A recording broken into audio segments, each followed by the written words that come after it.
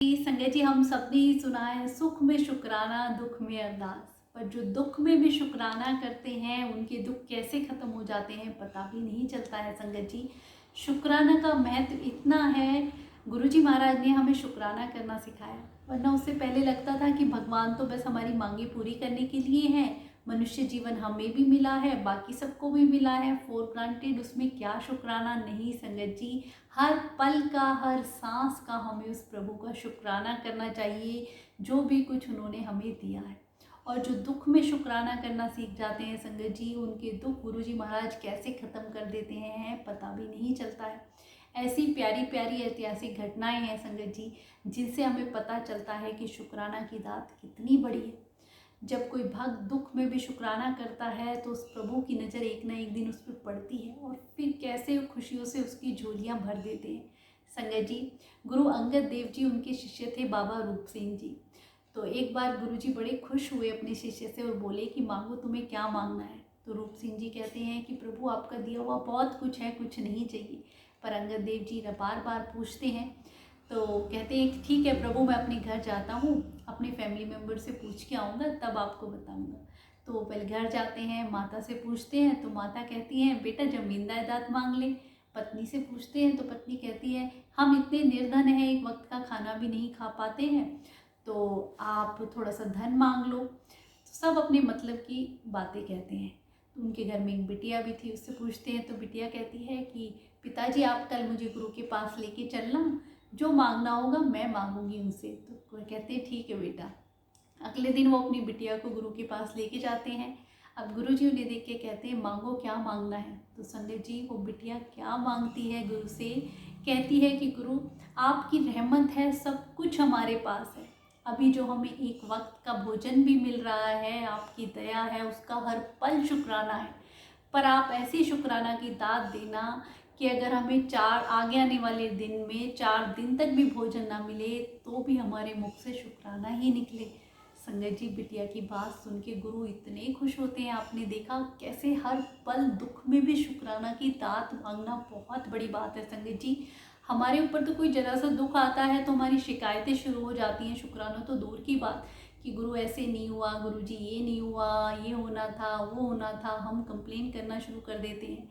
हमारा नेचर जिस दिन शुक्राना का हो जाएगा, जिस दिन हम दुख में भी अगर प्रभु का शुक्राना करेंगे तो हमें दुख आ ही नहीं सकता है। संगत जी, ऐसी ही एक और घटना है। एक पक्षी जो कि घायल अवस्था में रेगिस्तान में गिर जाता है, उसके पंख टूट जाते हैं, वो दर्द से तड़प रहा होता है। उसी वक्त गरुड़ देवता जी वहाँ से गुजरते हैं। तो पूछता है गरुड़ देवता से आप कहाँ जा रहे हैं। तो गरुड़ देवता कहते हैं मैं स्वर्गलोक जा रहा हूँ। तो वो कहते हैं कि आप वहाँ जा रहे हैं तो मेरे बारे में पूछना, मैं यहाँ दर्द से तड़प रहा हूँ, मेरे भाग्य में यही लिखा है, ऐसे कब तक होगा, मुझे कब मुक्ति मिलेगी। संगत जी, गरुड़ जी जाते हैं, देवदूत से जाके पूछते हैं कि ऐसे ऐसे एक पक्षी है और बहुत घायल अवस्था में है, उसकी बहुत बुरी अवस्था है, आप कुछ बताइए उसका ऐसा हाल कब तक रहेगा। तो देवदूत कहते हैं उसके पिछले जन्म के कर्म है तो उसे 7 साल तक यही सज़ा मिलेगी। अब गरुड़ जी भी थोड़ा सुन के उदास हो जाते हैं कि मैं उस पक्षी को जाके क्या बताऊंगा। तो वो कहते हैं देवदूत से जी कि आप कोई तो उपाय ऐसा बताइए जो मैं उसे जाके बता दूं। तो देवदूत कहते हैं आप उससे कहना कि वो हर पल प्रभु का शुक्राना करे, बस एक ही बात बोलता रहे कि प्रभु तेरा शुक्राना है। अब गरुड़ जी वापस आते हैं और पक्षी को मिलते हैं और उससे कहते, पक्षी पूछता है क्या बताया मेरे बारे में। तो गरुड़ जी कहते हैं कुछ नहीं, बस यही बताया है कि बस हर पल प्रभु का शुक्राना करते रहो, सब ठीक हो जाएगा। और संगत जी, उस दिन से वो पक्षी हर पल शुक्राना करता रहा।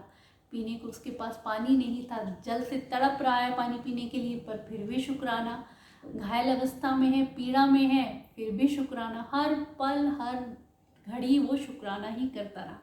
एक हफ्ते बाद गरुड़ जी फिर वहाँ से गुजरते हैं तो क्या देखते हैं कि छोटा सा तालाब वहाँ बन गया है, पक्षी के सारे पंख आ गए हैं और हरी भरी घास पेड़ पौधे भी वहाँ उगाए हैं। तो हैरान रहते हैं कि इस पक्षी को तो सजा मिली थी 7 सालों, पर ये तो 7 दिन में ही ठीक हो गया है, ऐसा क्या हुआ। तो गरुड़ जी तुरंत जाते हैं देवदूतों के पास और कारण पूछते हैं। तो देवदूत कहते हैं कि इसने हर पल शुक्राना किया, तो जो इसकी 7 साल की सज़ा थी वो 7 दिनों में ही पूरी हो गई। संगत जी, कितनी बड़ी बात है कि हमारा जो दुख हमारे पास आते हैं, अगर उसमें भी हम शुक्राना करते रहें तो वो कितनी जल्दी कट सकते हैं। क्योंकि एक ना एक दिन उस प्रभु की नज़र जाती है कि मेरा भक्त कैसे दुख में भी शुक्राना कर रहा है, तो क्यों ना मैं इसकी झोली अभी भर दूँ। तो हमेशा दुख में भी शुक्राना कभी करना ना भूलें। सुख में तो हम करते ही हैं, पर असली भक्त वही है जो दुख में शिकायतें ना करके शुक्राना करता रहे कि हे प्रभु, जो आपने दिया उसका शुक्राना, जो आप आगे दोगे उसका भी शुक्राना, जो हमारे पास है सब चीज़ का शुक्राना। शुक्राना में वो ताकत है संगत जी। गुरुजी महाराज क्यों हमें कह के गए कि शुक्राना किया करो? गुरुजी ने हमें शुक्राना करना इसीलिए तो सिखाया ताकि हम अपनी कष्ट परेशानियों को दूर कर सके, उस प्रभु के सामने अरदास लगा सकें। हर मुसीबत में भी अगर हमारे मुख से शुक्राना निकलता है तो कैसे बहुत ही जल्दी हमारे गुरुजी महाराज झोलियाँ भर देते हैं और वो हर खुशी की दात हमारी झोली में डाल देते हैं। कितने ही सालों की कष्ट परेशानी कुछ ही दिनों में ख़त्म हो जाती है। वो कहते हैं ना कि एक मज़दूर मजदूरी करता है तो उसके पैसे कोई नहीं रखता, उसे देता है। तो प्रभु भी तो देखते हैं, अगर हम उन्हें याद करेंगे, उनका शुक्राना करेंगे तो वो भी कुछ भी अपने पास नहीं रखते हैं, उसके बदले में आपकी झोलियाँ ज़रूर भरते हैं। तो संगत जी हमेशा प्रभु का शुक्राना किया करें, चाहे सुख हो या दुख हो, हर पल। और कुछ दिन आप ऐसे करके देखें संगत जी, सच में अगर आपकी लाइफ चेंज ना हो जाए, आपके दुख अगर शुक्राना करने से ख़त्म ना हो जाएं, तो आप देखना